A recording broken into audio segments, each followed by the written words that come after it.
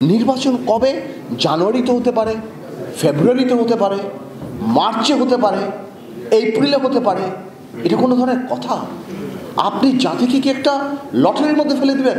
সেই সময় বাংলাদেশে সেই ফ্যাসিস্ট আওয়ামী লীগের সময় ডক্টর ইউনূসকে দিয়ে একটা ফুলের দোকান খোলার মতো সাহস কারো ছিল না।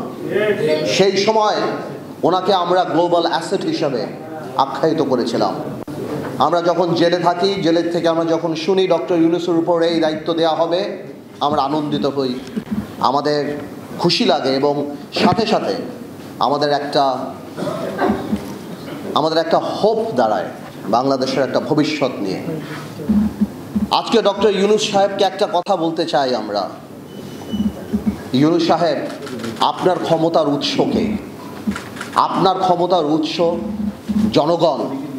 যেহেতু সংসদ নাই, আপনার ক্ষমতার উৎস আমরা, রাজনীতিবিদরা, সুশীল সমাজরা, ব্যবসায়ীরা। আজকে আপনি যে সংস্কারের কথা বলছেন, সাধারণ মানুষের কি সংস্কারের একটা প্রস্তাব আপনি নিয়ে আসছেন? আজকে 28 লক্ষ মানুষ চাকরি হারিয়েছে বাংলাদেশে, ওই তার সংস্কারের তো কোনো কথা বলে নাই। আজকে ব্যবসায়ীরা হাহাকার করতেছে, এনবিআর দিয়ে এবং বিভিন্ন সংস্থা দিয়ে তাদেরকে শেষ করে ফেলাচ্ছে, গার্মেন্টস বন্ধ হয়ে যাচ্ছে, ওই তাদেরকেও কথা বলার কোনো জায়গা নাই। আজকে নূর এখানে বসা, নূর জানে ইউনূস সাহেব যখন ক্ষমতায় আসছিল, আমরা প্রথমে যে বলেছিলাম আপনি রাজনৈতিক বা জাতীয় সরকার করার দরকার নাই, তবে অন্তত পক্ষে আপনি 4-5 জন উপদেষ্টা নেন যাদেরকে মানুষ চিনে, যারা মানুষের সাথে আপনার মাঝখানে যে দূরত্বটা সেটা বোঝাতে পারে। কিন্তু আপনি আমাদের সেই কথা শোনেন নাই। আজকে আপনার যে উপদেষ্টারা আছে তাদের অর্ধেক উপদেষ্টার নাম বাংলাদেশের মানুষ বলতে পারে না। তারা জানে না যে তাদের ভাগ্য কার দ্বারা নির্ধারিত হচ্ছে, কার দ্বারা ঠিক হচ্ছে। আপনার আরেকটা সোর্স অফ পাওয়ার ছিল কারা? আপনার আরেকটা সোর্স অফ পাওয়ার ছিল, যেটা আমার ভাই রাশেদ বলে গেল, যে আর্মি। আজকে কেন আর্মির এইভাবে কথা বলতে হয়? আর্মির সাথে দূরত্ব কে সৃষ্টি করেছে? রাজনৈতিক দলের সাথে দূরত্ব কে সৃষ্টি করেছে? আজকে অনেকে আমাকে জিজ্ঞেস করে, পার্থ ভাই আপনারা ডিসেম্বরে নির্বাচন চান না? ডিসেম্বরের কথা তো আমরা বলি নাই। আপনি বলেছেন ইউনূস সাহেব জাতির সামনে ডিসেম্বরের কথা, আমরা বলেছি আপনারা সেই ওয়াদা আপনি রাখেন। আমাদের মুখ থেকে ডিসেম্বরের কথা আসে নাই। আজকে করিডোরের কথা শুনে কনফিউশন কে ক্রিয়েট করেছে? আমরা তো কনফিউশন ক্রিয়েট করি নাই। এই করিডোরের ইস্যু ইউনূস সাহেব আপনি নিয়ে আসছেন।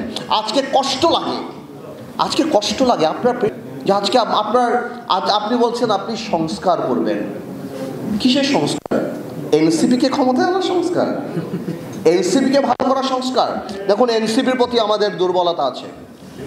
এই যে বৈষম্য বিরোধী ছাত্র আন্দোলন, এদের প্রতি আমাদের দুর্বলতা আছে। আমি ব্যক্তিগতভাবে চাই, যদি এত বড় একটা সংসদ সামনে আসবে, তারা যদি ঠিক করে পলিটিক্স করে সামনে আসতে পারে, I'll be more then happy. আমি শিওর আমার এখানে যারা বসে আছে তারা হবে। কিন্তু তারা যে প্রথম থেকে প্রত্যেকটা রাজনৈতিক দলকে আক্রমণের মুখে রেখেছে।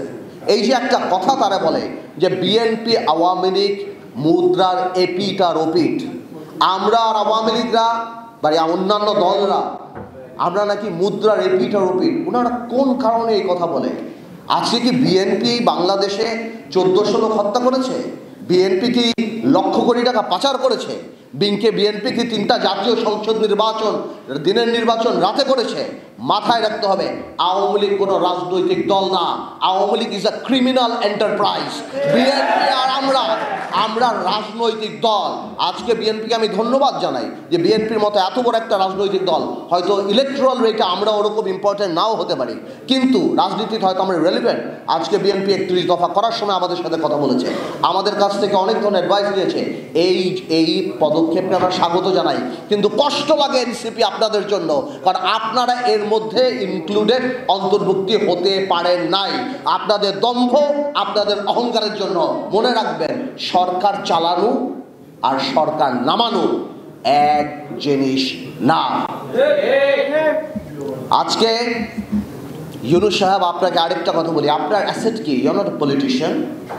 আপনার অ্যাসেট ইন্টেগ্রিটি, আপনার ক্রেডিবিলিটি, আপনার অ্যাসেট। আজকে যখন আমরা দেখি আপনি কি আদমের লাইসেন্স নিচ্ছেন, আপনি ইউনিভার্সিটির লাইসেন্স নিচ্ছেন, আপনার অনেক কিছু মাফ হয়ে যাচ্ছে, আপনার ওখানে যে উপদেষ্টারা বসা, সেই উপদেষ্টারা রাত্রেবেলা এনসিপির সাথে বসে, সেখানে বসে কোন কফি হাউসে বসে সব কিছু ঠিক করছে। আপনার মন খারাপ, আপনি পদত্যাগ করতে যান, সেই জিনিস আমাদের জানতে হবে এনসিপির নেতা নাহিদের কাছ থেকে। এটা আমাদের জন্য লজ্জাকর ব্যাপার।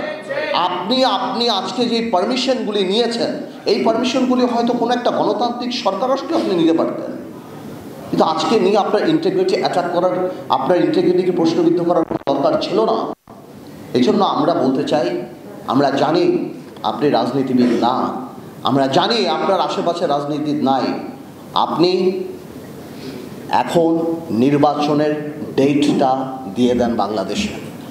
আমরা সবাই বলছি যে ডিসেম্বরের মধ্যে নির্বাচনটা আপনি যদি দিয়ে দেন, এই দেশে সব কিছু